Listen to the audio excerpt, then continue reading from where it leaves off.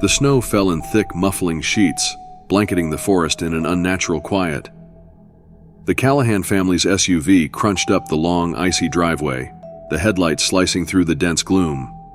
Ahead, the cabin loomed, a shadowy silhouette against the stark white backdrop, its windows like hollow eyes staring into the cold. They were seeking a Christmas retreat, a chance to escape the noise of the city and reconnect. But as they stepped through the creaking door, a biting chill seeped into their bones, a cold far deeper than the winter air. None of them noticed the faint, bloody handprint smeared on the inside of the frosted window. The cabin stood deep in the heart of the forest, a relic of the 1800s with its weathered wooden walls and frost-bitten windows. It was nestled against a frozen lake, the surrounding trees gnarled and skeletal against the pale winter sky. For the Callahan family, it seemed perfect, secluded, serene, and untouched by time. The father, Mark, unloaded the luggage, while his wife, Lisa, ushered their two children, 10-year-old Emily and her teenage brother, Sam, inside. The air smelled of pine and ice. Inside, the cabin was quaint but cold, with a stone fireplace, heavy wooden furniture, and a faint, inexplicable scent of decay that Mark dismissed as old wood. By nightfall, the cabin had warmed up, the crackling fire spreading an orange glow across the living room. The family laughed and played board games as snow piled outside, sealing them off from the world. But the laughter was interrupted when Emily gasped, clutching her ears. "Do you hear that?" she whispered. The family paused, listening. Nothing but the wind. "Just the wind, sweetheart," Lisa reassured her. But as the night wore on, the whispers became harder to ignore. They seemed to seep from the very walls, faint voices murmuring in unison, their tone mournful. Sam, ever the skeptic, pressed his ear to the wall. "It's probably the pipes," he said, though his voice betrayed unease. The whispers stopped abruptly, leaving only the creak of settling wood. The following day, Sam explored the attic. He returned with a faded, leather-bound diary he found tucked under a loose floorboard. It belonged to Margaret Holloway, who had lived in the cabin with her family over a century ago. The entries began cheerfully, describing snowy days and family dinners. But the final pages were frantic, written in trembling handwriting. "They are coming. They want us to join them." Mark dismissed it as a spooky tale, but Lisa couldn't shake the unease. That night, as the family slept, Emily woke up screaming. She claimed to see shadows moving in her room, their shapes flickering against the walls like distorted marionettes. When Lisa rushed in, the window was wide open, snow blowing inside, though they were certain it had been locked.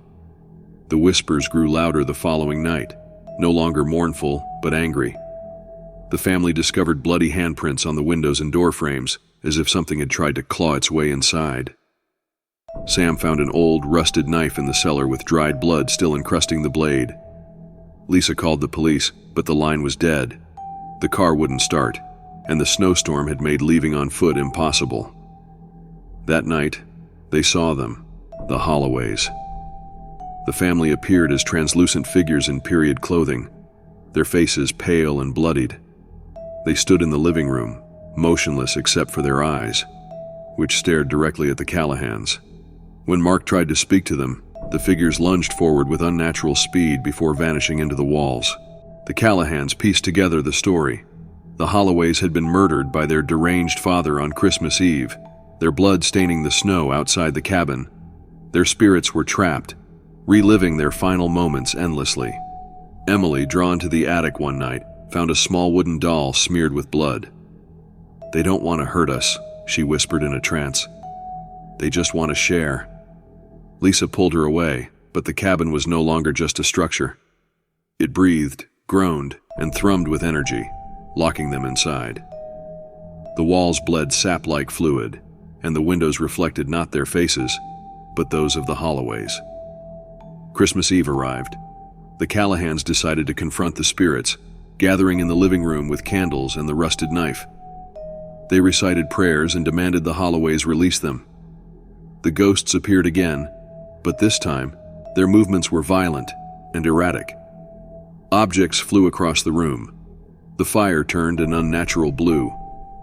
The cabin itself seemed to warp, the walls elongating and folding inward. The holloways screamed in unison, a piercing sound that rattled bones. In the chaos, Emily vanished, her voice echoing from the attic. Mark and Lisa found her standing in the corner, her eyes vacant. "They say we can stay," she whispered, "forever." By Christmas morning, the Callahans were gone. The cabin stood silent and untouched, as if no one had ever been there. Days later, another family arrived, drawn by the promise of a quaint holiday getaway. The cycle began anew. Weeks later, the cabin sat untouched, silent beneath a heavy blanket of snow. The wind whispered through the trees, carrying faint echoes of laughter and screams, entwined like a twisted melody. Inside, the air was still, the fireplace cold, yet the faint outline of footsteps, small and large, trailed across the dusty floor, leading nowhere. A single tiny wooden doll sat upright in the center of the room, its painted eyes staring blankly at the door. Far off in the distance, the crunch of tires on fresh snow broke the silence. Another family had arrived. The cabin waited. The Callahans were absorbed into the cycle of the cabin, their identities dissolved into the fabric of its curse.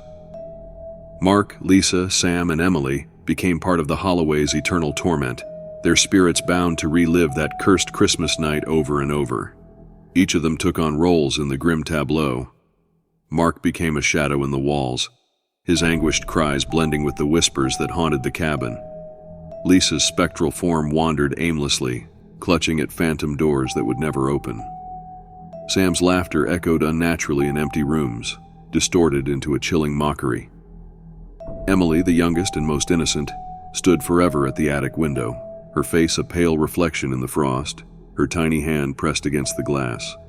She watched, waiting, as new families arrived to play their part in the cabin's endless horror.